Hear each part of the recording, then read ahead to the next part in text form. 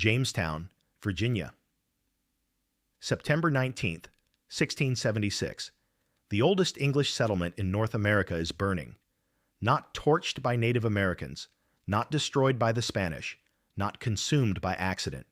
Burned deliberately by English colonists on the orders of a 29-year-old Cambridge-educated aristocrat who had arrived in Virginia exactly 2 years earlier and somehow transformed himself from a wealthy newcomer into the most dangerous man in the colony. Nathaniel Bacon had been in Virginia for 24 months.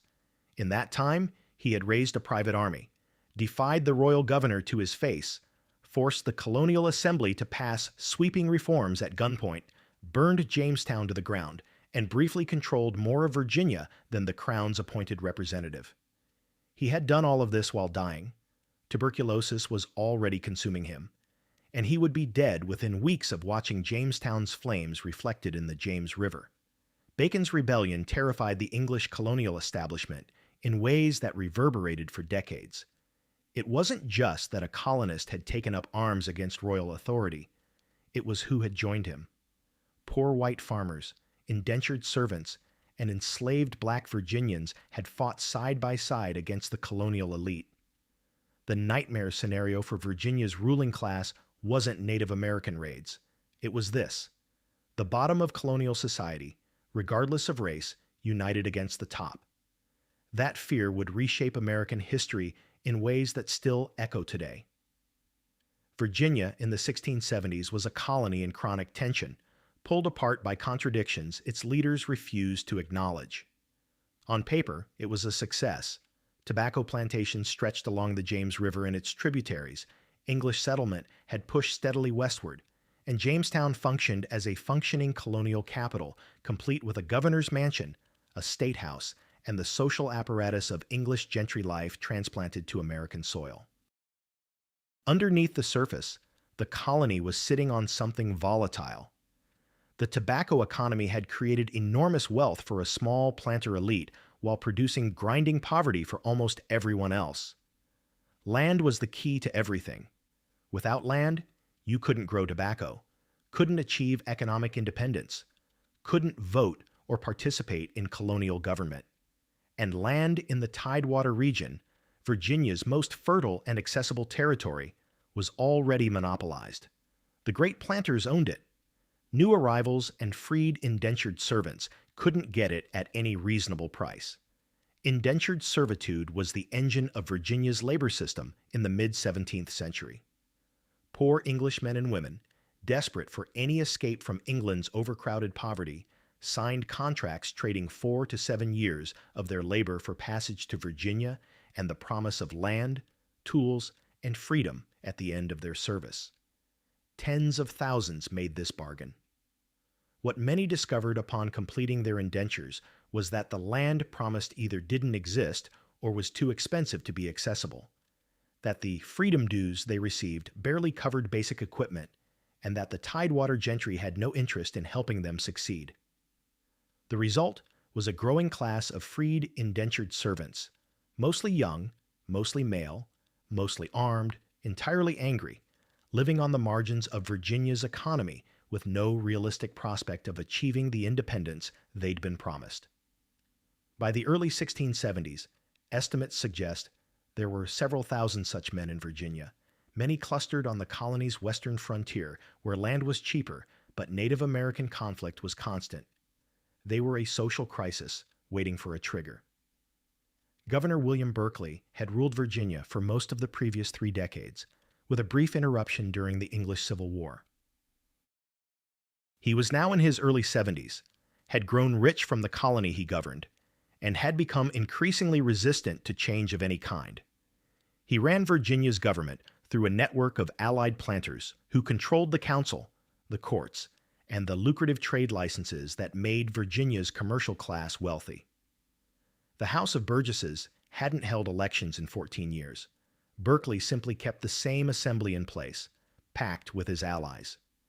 Berkeley's approach to Native American conflict was cautious and mercantile. He wanted defensive forts, not offensive campaigns. Partly this was genuine strategic sense. Virginia's frontier was long, and a colonial militia wasn't equipped for sustained offensive warfare, but partly it was commercial. Berkeley held a near monopoly on the fur trade with friendly Native American tribes, and an aggressive anti-Indian policy would have destroyed his business relationships along with his profits. His critics, and there were many, believed he was protecting his commercial interests at the expense of frontier settlers who were dying in Native American raids. Into this pressurized atmosphere arrived Nathaniel Bacon in 1674. He was the product of a wealthy English family, Cambridge educated, connected to Virginia's elite through family ties. His cousin was married to Berkeley's wife. Berkeley had welcomed him, granted him a seat on the Colonial Council, and given him a trade license on the frontier. Bacon was exactly the kind of well-connected young gentleman the governor preferred: educated, wealthy, and presumably manageable. He was not manageable. The immediate trigger for Bacon's rebellion was Native American conflict, but the underlying causes ran far deeper. In 1675, a series of raids and counter-raids along Virginia's frontier escalated into open warfare. The Doeg tribe attacked a Virginia plantation in a dispute over unpaid debts. Virginia militia responded by attacking and killing members of the wrong tribe, the friendly Susquehannock. The Susquehannock retaliated. Virginia militia besieged a Susquehannock fort and murdered 5 chiefs who had come out under a flag of truce to negotiate. The cycle of violence spiraled beyond anyone's control. Frontier settlers were dying, and Berkeley's response, build forts, conduct defensive operations, avoid provoking the tribes, seemed to many colonists like deliberate indifference. Men whose neighbors had been killed, whose farms had been raided, whose families lived in fear, demanded aggressive military action. Berkeley refused. He called the frontier settlers demanding war an ungovernable mob, and suggested their desire for conflict was motivated by desire to loot Native American land rather than genuine security concerns. He wasn't entirely wrong, but he was catastrophically tone-deaf about the political moment. Bacon's radicalization was personal before it became political. His overseer was killed in a Native American raid in early 1676. Whatever theoretical sympathy he might have had for Berkeley's caution evaporated. He began meeting with frontier planters and settlers, listening to their grievances, and discovering in himself a talent for articulating anger that he hadn't previously known he possessed. Men who had been struggling for years to get someone in authority to listen to them found in Bacon a voice that sounded like them but dressed like the governor. He applied to Berkeley for a military commission, authorizing him to lead frontier militia against Native American raiders. Berkeley refused. The governor was not going to hand military authority to an unauthorized hothead who was clearly cultivating a political following at his expense. Bacon raised his army anyway, without authorization, and marched against the Pamunkey, a tribe that, inconveniently, was friendly to the English and had nothing to do with the raids that had provoked the crisis. His men killed and enslaved them. This was the moment that defined the rebellion's moral ambiguity, and it's worth sitting with for a moment. Bacon presented himself as defending the frontier against Native American violence. His first significant military action was a massacre of friendly Native Americans. His campaign wasn't really about distinguishing hostile from peaceful. It was about the fact that he and his followers wanted Native American land and Native American subjugation, regardless of which tribe was involved. The grievances were real. The solution he offered was monstrous. Berkeley declared Bacon a rebel and a traitor, then immediately backed down when Bacon marched on Jamestown with 500 armed men. The governor, faced with an army he couldn't match and a colonial assembly that was sympathetically inclined toward Bacon's supporters, pardoned Bacon, restored him to his council seat, and agreed to call new elections for the House of Burgesses, the first in 14 years. For one brief moment, it appeared the crisis might resolve politically rather than militarily. It didn't. The new House of Burgesses that convened in June 1676 produced something remarkable: a series of reforms that directly attacked the power structure Berkeley had built over 30 years. Bacon's laws, as they became known, expanded voting rights to free men who didn't own property, limited the terms of sheriffs and other local officials, restricted the self-dealing that had enriched Berkeley's inner circle, and created new mechanisms for political accountability. They were, by the standards of 17th century English colonial governance, genuinely radical. They were also produced at gunpoint. Bacon arrived at the State House with his armed followers and demanded his military commission. Berkeley initially refused, reportedly pulling open his shirt and daring Bacon to shoot him. The scene, the elderly royal governor confronting the young rebel leader in front of the assembled burgesses, both men aware that armed men outside would determine the outcome, was the most dramatic single moment of the rebellion. Berkeley backed down again. He issued the commission. Bacon got his authorization, his reforms passed, and he marched his army back to the frontier. The laws revealed the rebellion's dual character. Some of Bacon's supporters were genuine reformers, men who had been excluded from political participation by the property requirements and the nepotism of Berkeley's inner circle. Others were simply opportunists who wanted land and freedom from debt. And some were animated by racial hatred of Native Americans so comprehensive it made no distinction between friendly and hostile tribes. Bacon's coalition held these factions together through the force of his personality and the shared enemy of Berkeley's government, but it had no coherent ideology beyond opposition. While Bacon was fighting on the frontier, killing more friendly Pamunkey and enslaving their women and children, Berkeley moved to retake control. He declared Bacon a rebel again, tried to raise his own forces, and found almost no one willing to fight for him. The colony's population had largely concluded that Berkeley's government was the problem. When Berkeley tried to muster militia from the eastern counties, men arrived, heard the situation, and quietly went home. His support had collapsed. Bacon returned from the frontier to find Berkeley holding the colony's eastern shore. He marched on Jamestown in September 1676 with a force that included something the colonial establishment found especially alarming: Black Virginians, some free, some still enslaved, fighting alongside white indentured servants and poor farmers. The sight of this interracial force had Berkeley's supporters in a state of near panic. This wasn't just political rebellion. This was the social order inverted. Bacon besieged Jamestown. Berkeley's forces tried to defend it. The defense collapsed within days. Berkeley fled across the Chesapeake Bay to the eastern shore. On the night of September 19, 1676, Bacon ordered Jamestown burned.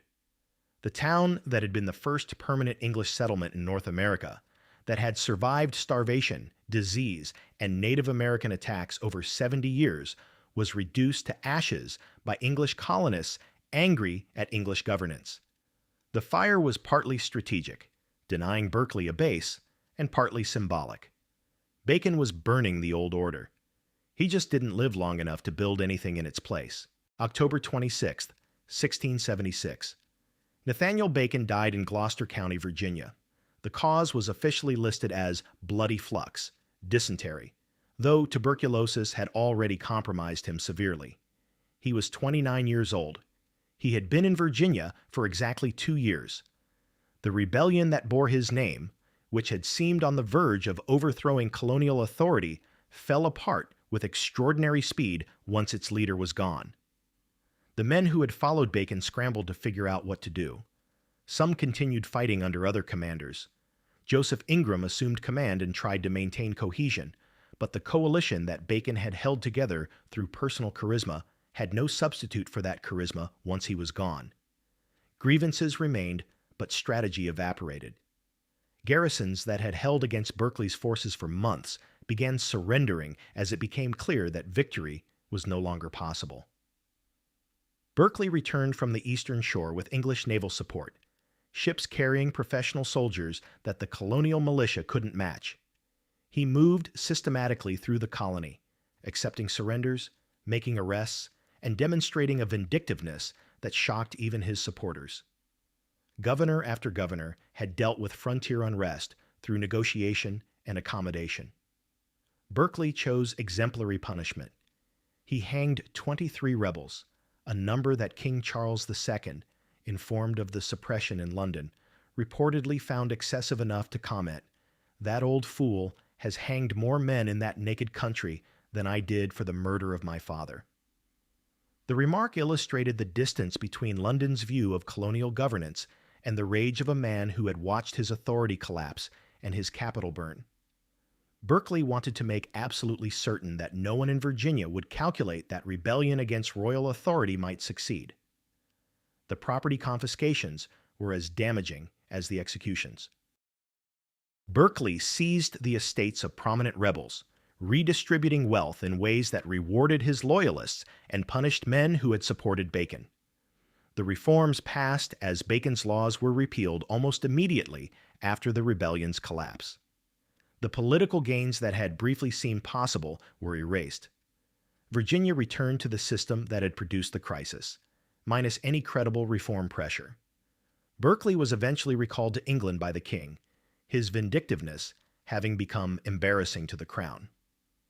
He died in England in 1677, within months of leaving Virginia, without receiving the royal audience he had expected. The crown was done with him. He had served his purpose. The rebellion was crushed, and his excessive reprisals made him a liability. The physical reconstruction of Jamestown proceeded slowly. The burned State House was rebuilt, the governor's mansion restored. But the town never fully recovered its pre-rebellion status. By the end of the 17th century, Williamsburg had effectively replaced Jamestown as the colony's real center, and Jamestown had begun its long decline into the archaeological site it is today. The rebellion's aftermath produced a shift in Virginia's social and economic structure that historians have argued shaped American history in profound ways.